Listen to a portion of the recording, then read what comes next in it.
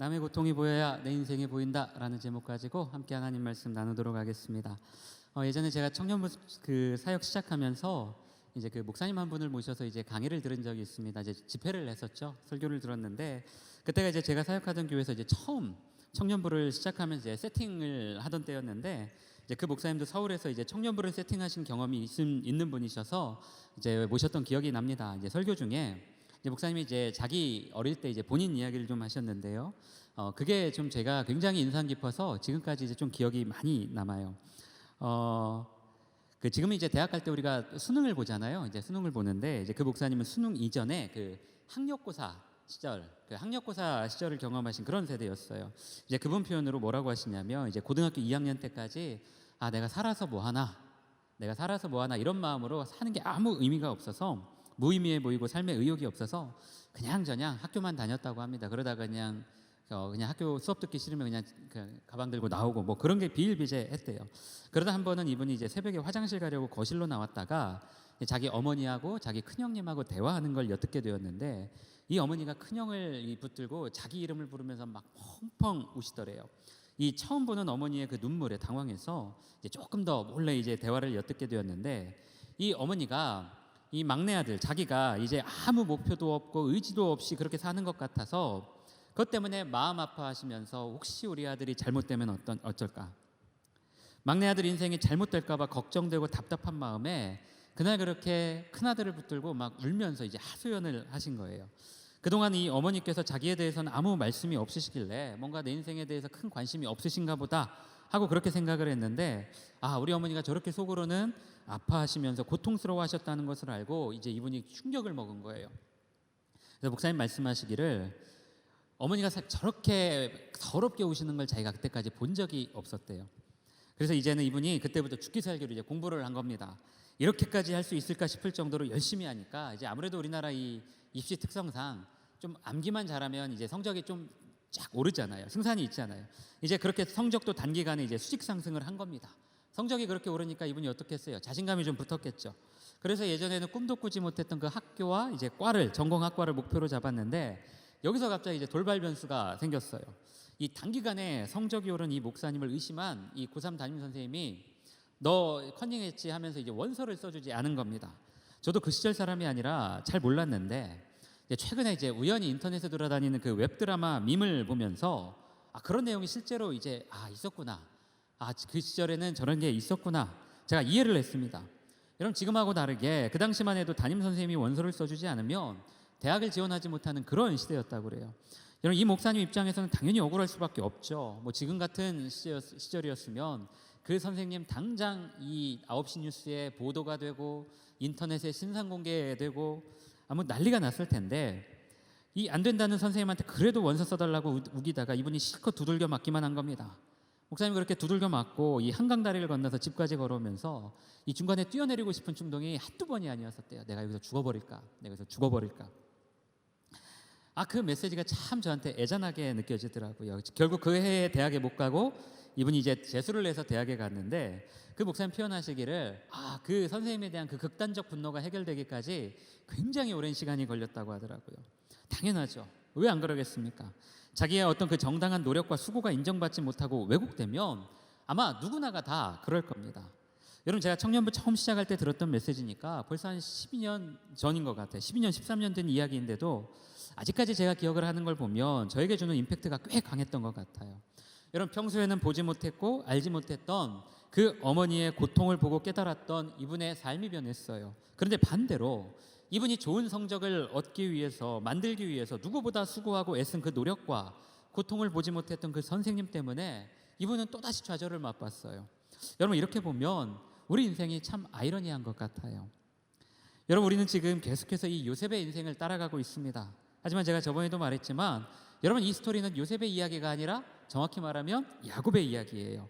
하나님이 야곱의 이름을 이스라엘로 바꿔주셨고 또 그의 인생을 통해 이스라엘이라는 한 국가를 만들어 가시는 그 야곱의 족보 이야기인 겁니다.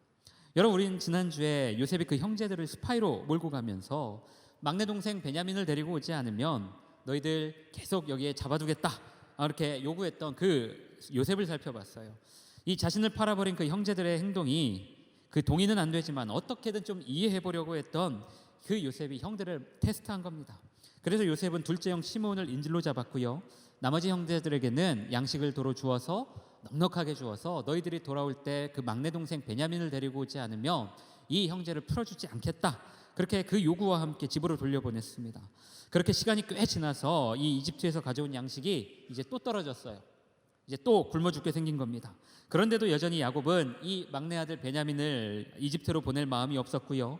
그런 상황 속에서 나머지 아들들은 자기 아버지 야곱의 그 눈치만을 살피고 있었어요. 그런 야곱이 이제 드디어 결심을 하고 베냐민을 이집트로 보냅니다. 아들들의 끈질긴 설득과 노력도 있었지만 이러다가는 우리 집안 자체가, 우리 집안 전체가 이 멸문지화를 당할 수도 있다는 그 두려움이 이 야곱에게도 엄습한 것 같아요. 여러분, 그렇게 요셉의 형제들이 베냐민과 함께 이집트로 갑니다.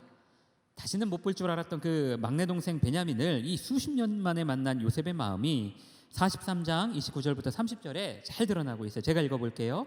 요셉이 눈을 들어 자기 어머니의 아들 자기 동생 베냐민을 보고 이르되 너희가 내게 말하던 너희 작은 동생이 이 아이냐? 그가 또 이르되 소자여 하나님이 내게 은혜 베푸시기를 원하노라. 요셉이 아우를 사랑하는 마음이 북받쳐 급히 울 곳을 찾아 안방으로 들어가서 울고, 이 그토록 사랑하고 그리워하던 자기 동생, 그 자기 동생이 눈앞에 있는데도 여러분 지금 끌어안지 못하는 이 형의 마음이 어떻겠어요? 정말 외롭겠죠. 여러분, 그렇게 요셉은 형제들에게 식사를 대접하고 다시 양식을 주어서 돌려보내게 되는데 이제 여기서 요셉의 마지막 시험이 시작되는 거예요. 요셉이 고향으로 돌아가는 그 형제들에게 양식을 담아주면서 이 베냐민의 주머니에는 자신의 그 은잔을 몰래 넣어놓고 이번에는 이 형제들에게 절도범의 누명을 씌웠어요. 이 억울한 상황에서 유다는, 이 넷째 형 유다는 아직 정체를 드러내지 않은 요셉에게 우리 모두가 당신의 종이 되겠다. 우리 모두가 당신의 종이 되겠다고 하지만 요셉은 그럴 필요 없다고. 그냥 막내 동생 이 베냐민, 이 아이만 내 종이 되면 되고 나머지 니들은 돌아가서 가족들을 돌봐라. 그렇게 합니다. 그렇게 말합니다. 여러분, 오늘 우리가 읽은 본문 말씀은 이 베냐민만 남아서 노예가 되라는 요셉의 요구 앞에 유다가 아주 애절하게 간청하는 그런 내용이 나와요. 이 유다의 간청은 이 구약 성경 전체를 통틀어서 아주 애절하고 아주 아름다운 그런 메시지 중 하나로 꼽혀요. 그만큼 매우 감동적이고요. 이 유다라는 사람의 진심이 듬뿍 묻어있는 그런 메시지입니다. 여러분, 유다의 메시지를 요약하면 크게 두 가지예요. 하나는 이 베냐민과 자기 아버지 야곱의 생명이 이어져 있기 때문에 베냐민은 돌아가지 못하면 자기 아버지는 그 슬픔 때문에 죽게 될 거라는 겁니다. 우리 44장 22절을 우리 다 같이 한번 읽어볼게요. 시작.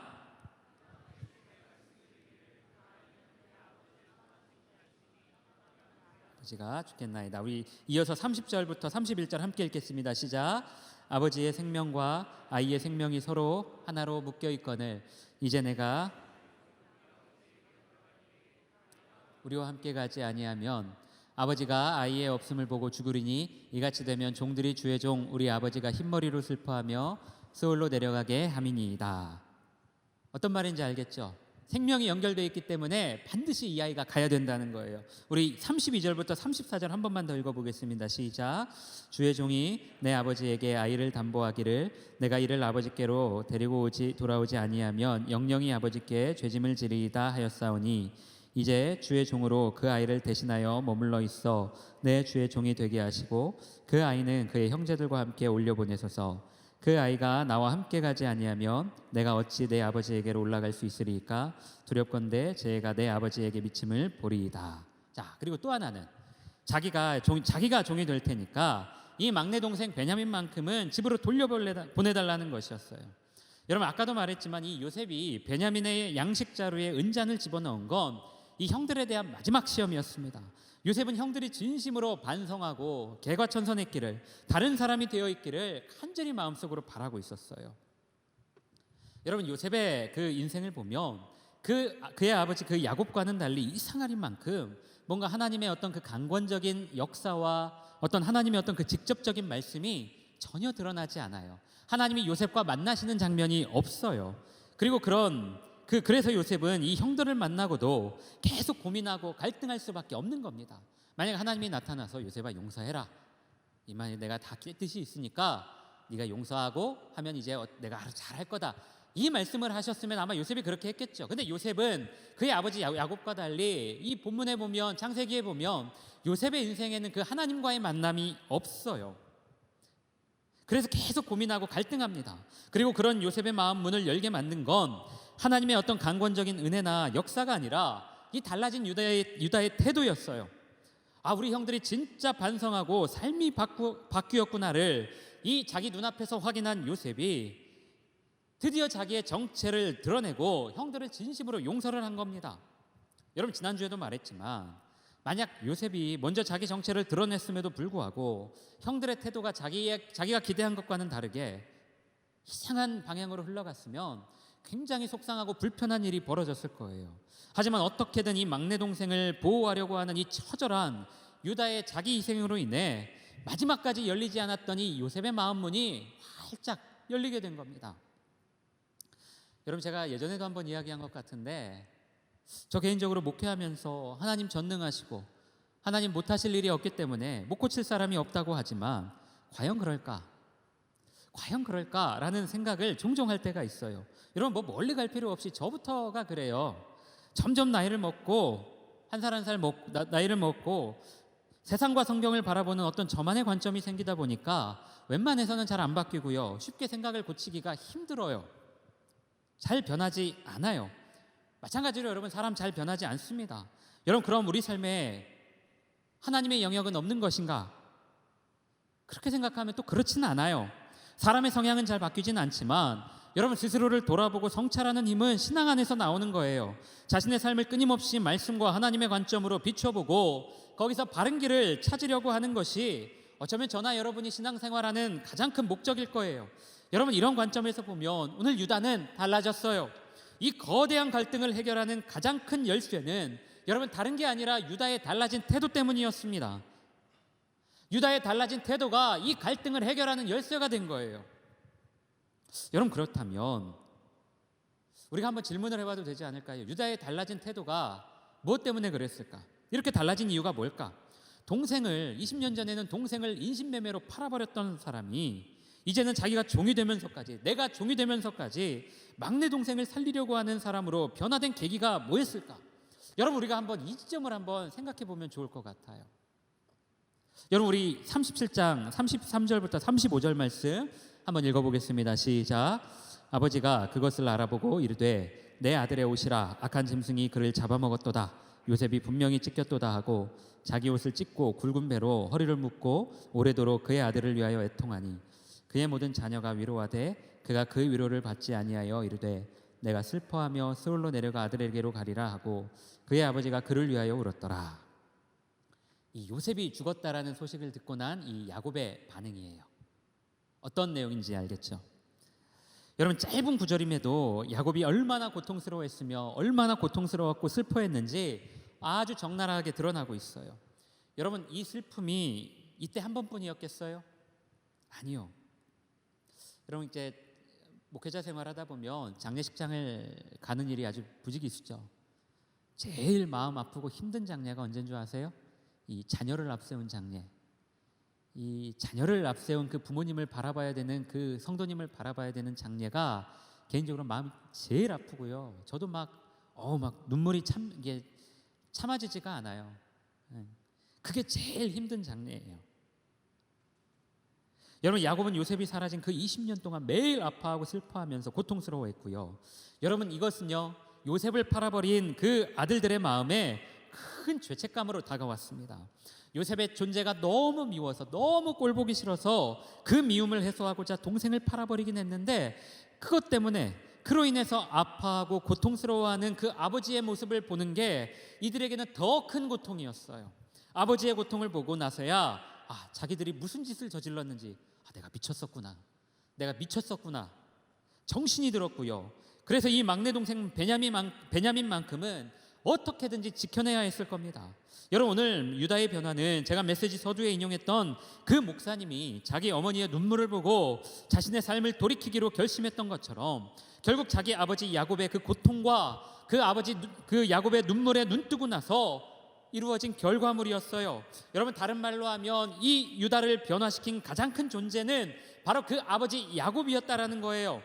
여러분, 베냐민까지 잃게 되었을 때 그 아버지가 받을 충격과 고통을 자기 눈으로 도저히 볼 자신이 없었기 때문에 자기가 베냐민을 대신해 이 자발적으로 종이 되려고 한 겁니다.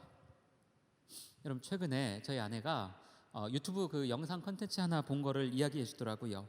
어떤 그 유명하신, 여러분도 다 알 거예요, 유명하신 스님이 나와가지고 인생의 고민을 가진 사람들에게 조언을 해주시는 그런 컨텐츠인데, 저도 뭐 자세히 본 적은 없고요. 그냥 그 짤방으로, 요즘 밈이라고 하더라고요. 그렇게 밈으로 그렇게 짧게 저도 그렇게 본 기억만 있어요. 많은 사람들이 지금도 시청하고 있는 인기 컨텐츠입니다. 여러분, 저희 아내가 본 내용이 뭐였냐면 이제 어떤 어머니 이야기였는데, 저도 건너들은 거라 정확하진 않아요. 근데 영상에서 이 어머니 하는 말이, 본인은 결혼한 딸, 자기가 이제 딸이 결혼했나 봐요. 결혼한 딸 집에 가서 반찬도 좀 해주고 청소도 좀 해주고 싶고, 또 이 손자들 얼마나 예쁘겠어요. 손자들도 좀 보고 싶어서 좀 자기 딸 집에 자주 가고 싶은데, 딸이 엄마가 오는 걸 싫어해서 자꾸 오지 말라고 한다는 거예요. 그게 너무 섭섭하다는 거예요. 어떻게 하면 좋겠냐고. 그 말에 그랬더니 그 스님이 그 어머니 면전에 대고, 딸이 싫어하면 가지 말아야지 왜 가려고 그러냐고, 왜 가려고 그러냐고, 왜 자기 생각만 하냐고 막 그렇게 아주 심하게 다그치시는데, 이제 좌중에서는 이제 폭소가 터진 거예요. 좌중에서는 빵 터졌어요, 이제 주변 사람들이. 여러분, 이 컨텐츠가 인기 있는 이유가 결국은 다 이런 부분 때문이에요. 남들은 쉽게 해줄 수 없는 말인데 그 스님은 팩폭을 가하기 때문에 옆에서 그 듣는 사람으로 하여금 뭔가 시원한 그 어떤 청량감 같은 그 대리만족을 느끼게 해주는 겁니다. 여러분, 그런데 제가 이 이야기 들으면서 제가 아내한테 그렇게 얘기했어요. 여보, 그런데 그런 말은 누구나 다 할 수 있어. 그리고 제가 한 가지 예를 들어줬어요. 여러분, 제 작은 누나 아이들이, 제 작은 둘째 누나 아이들이, 그 조카들이죠, 제 아이랑 그 또래가 비슷해서 평소에도 자주 왕래해요. 그리고 가끔 저희 아이가 이 방학이나 주말을 이용해서 거기에 자주 가고 싶어해요. 왜냐하면 자기 또래 이 남자 그 친척들이다 보니까. 저희 누나 집이 이제 그 굉장히 그 시골 그 경치가 굉장히 좋은 시골인데, 이 한옥집을 리모델링 해가지고요, 마당이 넓고요, 또 앞에는 그 개울이 계곡물에서 내려오는 그 개울이 있어요. 그러니까 이놈이 여기만 가면 미치는 거예요, 좋아서. 그 빨개 벗고, 거의 에덴 동산처럼 빨개 벗고 이 남자애들 셋이서 그렇게 개울에서 뛰어놀고 막 개구리 잡고 그러고 노니까 얘가 얼마나 신나겠어요. 아주 살판 나는 거죠. 거기다 이제 잔소리하는 엄마도 없고 아빠도 없으니까 더 살판 나요. 그렇게 한 이틀이 지나면, 여러분, 저희는 어떨까요? 저랑 아내는 막 행복할까요? 편하다, 애 없으니까. 안 그래요. 한 이틀 지나면 막 보고 싶어요. 이놈 잘 지내고 있는지, 잠은 잘 자고 있는지, 밥은 먹고 있는지 보고 싶어요. 그런데도 이 녀석 연락 한 번이 없습니다. 어쩌다 전화가 와서 반가운 마음에 준경아 잘 지내냐고 마음에 전화를 받으면, 뭐 일한지 아예 뭐 다른 말도 안 하고, 아빠 나 지금 형하고 동생하고 뭐 사 먹어야 되니까 계좌이체 좀 해주라고, 돈 보내라고, 그 말만 하고 지 말만 하고 딱 끊어요. 여러분, 그러면 얼마나 마음이 서운한지 아세요? 이 자식, 엄마 아빠 잘 지내는지 물어보지도 않네, 이놈 자식. 여러분, 우리 부부는 아이가 되게 보고 싶은데 연락도 없고, 기껏 전화 와서는 돈 보내라고 하고, 지 엄마한테는 엄마가 그 어플로 그 핸드폰 그 게임하는 시간을 조절할 수 있거든요. 게임하는 시간 좀 늘려달라 그러고, 그 얘기만 하고 끊으면 천하 아내나 서운해요. 여러분, 이게 부모의 마음이에요. 이 예를 들어줬더니 저희 아내도 그제서야 이해를 하더라고요. 여러분, 저는 그 어머니도 똑같은 마음이라고 생각해요. 물론 그 영상 속 어머니가 잘못한 부분도 분명히 있을 거예요. 여기 뭐 결혼한 청년들도 있지만, 올해 결혼한 청년들도 있지만, 살림하거나 또 애 키우면서 또 이게 그 직장 생활하면서 정말 힘든 때가 있는데, 친정 어머니가 와서 이것저것 도와준다고 하면 안 좋아할 딸이 어디 있겠어요? 웬만한 딸들은 다 좋아합니다. 저도 솔직히 저희 아이 태어났을 때 장모님 오시면 그렇게 행복했어요. 반찬도 달라지고, 장모님이 애기도 봐주시고, 청소도 해주시고, 잘 갔다 왔냐고 아침도 챙겨주시고, 갈 때마다 아침도 챙겨주시는데 저도 행복하더라고요. 여러분, 그런데도 친정 어머니의 방문을 좋아하지 않는다면 분명 그 어머니한테도 문제가 있을 거예요. 뭔가 아까 그 딸을 힘들게 하는 부분이 있을 거예요. 여러분, 그렇지만 제가 방금 전에도 얘기했듯이, 가지 마라, 민폐다, 왜 당신 생각만 하냐. 여러분, 그런 말은 누구나 할 수 있어요. 누구나 다 할 수 있어요. 여러분, 저도 할 수 있어요. 또 하나 예를 들어볼까요? 저한테 어떤 청년들이 찾아와서, 목사님 요즘 삶이 너무 힘들어요, 어떻게 해야 될지 모르겠어요. 청년들이 저한테 그런 말 할 때 제가 뭐라고 할까요? 야, 너 기도했어 안 했어? 너 QTS 안 했어? 너 예배 빠졌어 안 빠졌어? 말씀 읽어 임마. 말씀에 답이 있어. 기도에 답이 있어. 졸지 마. 졸지 마.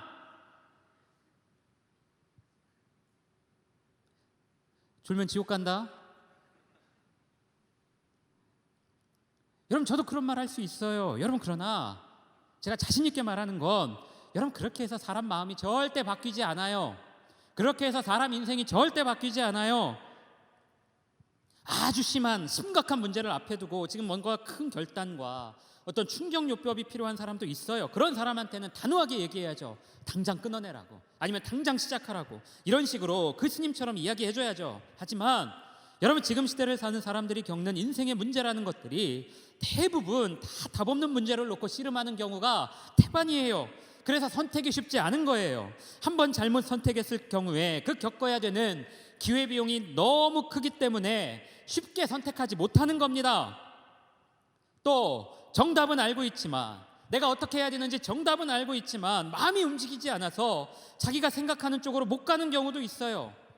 여러분 이럴 때 저 같은 목회자들이 해야 하는 역할은 그 정답을 가르쳐주고 따라오지 못하는 성도들을 다그치고 몰아붙이는 것이 아니라 그 사람이 바뀔 수 있도록 계속해서 권면하고 함께 아파하고 함께 그 고통에 참여하고 같이 시간을 보내는 거예요. 혼내고 다그치더라도 그 사람의 고통에 눈뜨고 그 고통에 조금이나마 동참하기 원하는 사람만이 혼내고 다그칠 수 있는 거지. 그 사람 삶에 대해 아무 애정도 없고 고통에 공감하지는 못하는 사람이 말하는 건 여러분 그냥 그건 자기 만족에 불과해요. 그 삶의 고통에 다가가려고 하지 않으면서 이러쿵저러쿵 정답만 말하는 건 그냥 답답한 자기 감정 해소하는 거지 절대로 그 사람을 위한 게 아닌 거예요. 여러분 그렇게 말만 해서는 사람이 바뀌지 않아요. 여러분 오늘 유다의 변화는 이 창세기 역사 가운데 정말 큰 터닝 포인트였어요. 하나님이 요셉을 이집트로 보내셨고 다시 그 가족과 재회하는 과정에서 이 유다의 진심 어린 회개와 변화가 없었다면, 반성이 없었다면 여러분 요셉이 용서를 했겠어요? 그런 요셉의 용서는 없었어요. 여러분 결과적으로 이스라엘이라는 국가는 탄생하지도 못했을 거예요. 그냥 이건 만약 유다가 변하지 않았다면, 유다가 회개하지 않았다면 그냥 야곱이라는 어떤 한 개인의 슬픈 가족사로 끝났을 법한 그런 이야기예요. 여러분 그러나 자기 아버지 야곱의 고통에 눈을 떴고 그 고통에 기꺼이 뛰어들었던 유다의 변화가 하나님의 역사를 만들어냈어요. 이것이 오늘 유다의 삶이 우리에게 전해주는 하나님의 메시지입니다. 여러분 SNS를 보면 그 참 글 잘 쓰는 사람들이 많아요. 제가 부러울 때가 많아요. 그래서 이 사람 참 촌철살인이다. 어떻게 이렇게 글을 잘 쓸까? 이 작금의 어떤 대한민국 교회나 자신이 속한 이 신앙 공동체를 바라보면서 그 여러 가지 어떤 문제점들에 대해 아주 촌철살인과 같은 그 글들을 쓰는 사람들이 있어요. 그런 글들 보면 굉장히 부럽기도 하고요. 뭐 대부분 맞는 말이고 저도 다 동의하고 같은 생각이에요.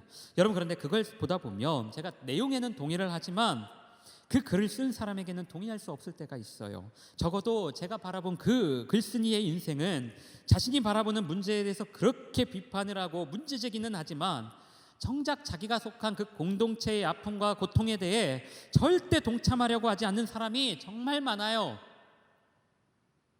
정말 많아요. 아주 탁월하게 문제를 분석하고 비판은 하지만 정작 자신은 그 짐을 함께 지려고 하지 않는 사람들이 정말 많아요. 여러분 아까도 얘기했듯 결국 사람을 바꾸는 힘은 진실한 마음과 타인의 고통을 바라보며 기꺼이 그 고통에 함께 참여하려고 하는 노력이에요. 아무리 좋은 말 많이 하고 정의로운 지적과 문제 제기를 할지라도 이런 노력이 없다면 아무 의미가 없는 겁니다. 여러분 그런 말은 누구나 할 수 있어요. 제가 더 잘할 수 있어요. 여러분 제가 정말 어떤 사람 진짜 꼴 보기 싫은 사람들이 있어요. 가끔 마치 자기가 멋진 말을 하면 아주 뭔가 나이스하고 멋진 말을 하면 자기가 그런 사람인 줄 알고 착각해요. 나는 이런 말을 하니까 아주 진보적이고 개혁적인 사람이고 정의로운 사람이라고 착각해요. 근데 제가 볼 땐 그냥 그거 정신승리예요. 옆에 있는 사람 피곤하게 하는 그냥 프로 불편러에 불과해요. 그냥 정신승리하는 겁니다.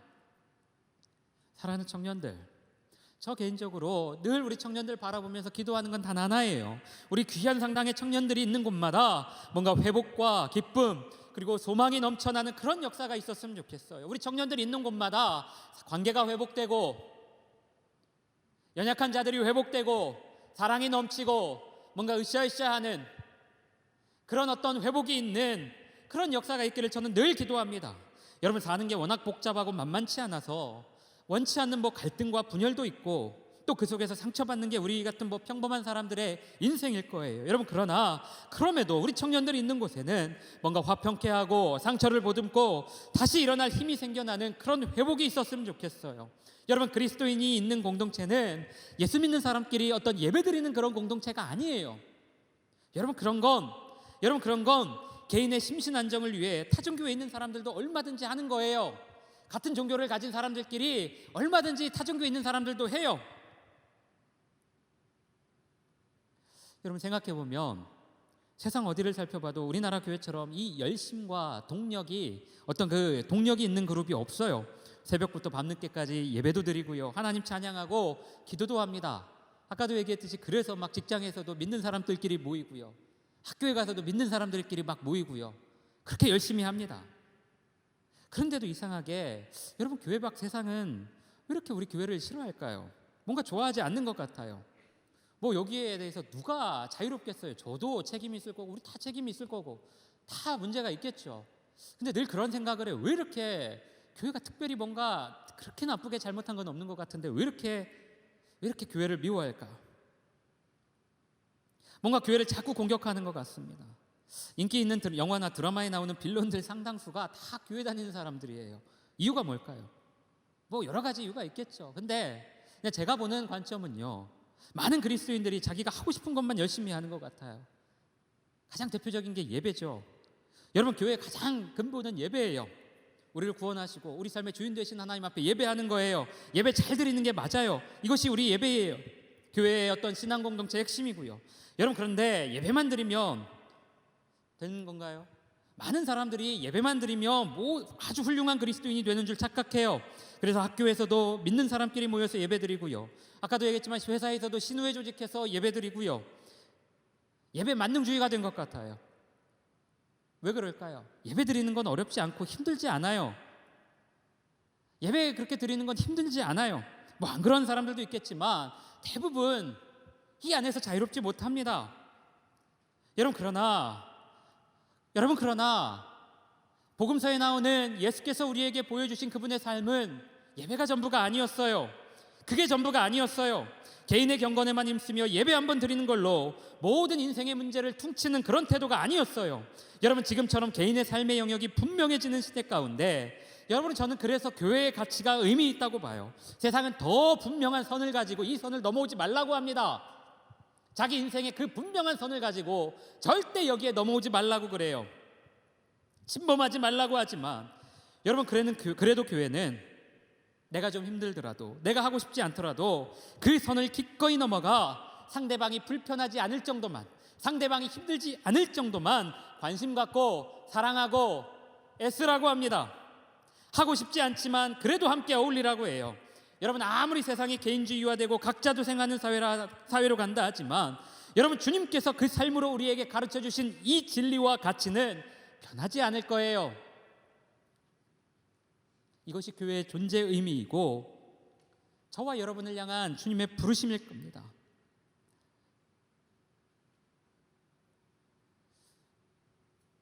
타인의 고통에 함께 동참하기 위해 그 선을 기꺼이 넘어가 보려고 시도하고 노력하는 우리 청년들을 통해 세상이 조금은 아름다워지지 않을까요? 그리고 그것이 이 땅에서 우리가 만들어가는 하나님의 나라일 거예요. 우리 연애하는 청년들 있죠? 우리 결혼한 청년들도 있죠? 저도 자신 있게 잘한다 말은 못하겠지만 상대방의 아픔이 좀 더 잘 보이는, 상대방의 어려움과 상대방의 고통이 더 잘 보이는 그런 관계가 될 때 그 관계가 더 아름다워질 것 같아요.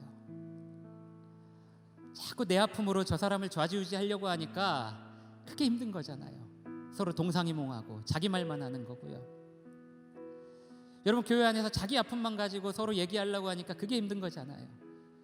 여러분, 어떻게 해야 더 좋은 교회 되겠어요? 타인의 아픔이 더 잘 보이는 교회가, 타인의 고통이 더 잘 보이는 공동체가 정말 하나님 기뻐하시는 공동체 되지 않겠어요?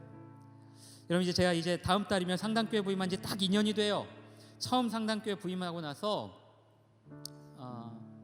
제가 다음 달이면 2년인데 처음 부임하고 나서 한 4, 5개월? 한 반년, 그래도 한 반년 정도까지는 거의 매주, 못해도 2, 3주에 한 번씩은 제가 설교하고 나면 청년들한테 연락이 왔어요.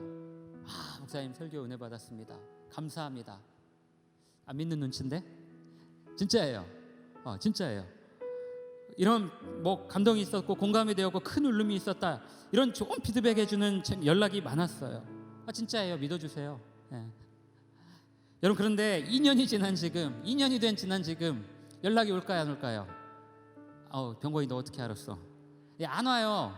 연락 잘 안 와요. 설교 은혜 받았다, 감동이 되었다, 아주 가끔 있긴 한데 거의 없어요.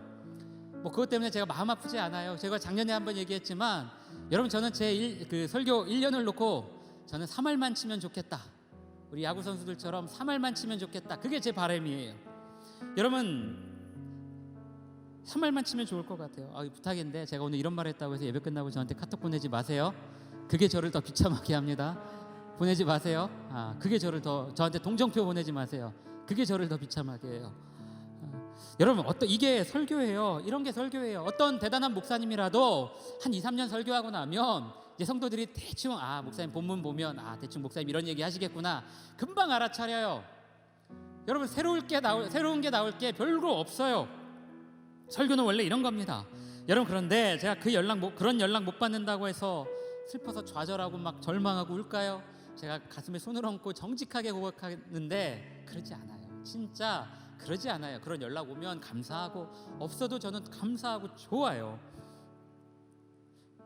설교에 대해서 좋은 칭찬 안 받아도 제 2년의 시간 동안 저와 마음이 맞닿은 청년들이 점점 더 많아지고 있음에 저는 그게 더 감사해요.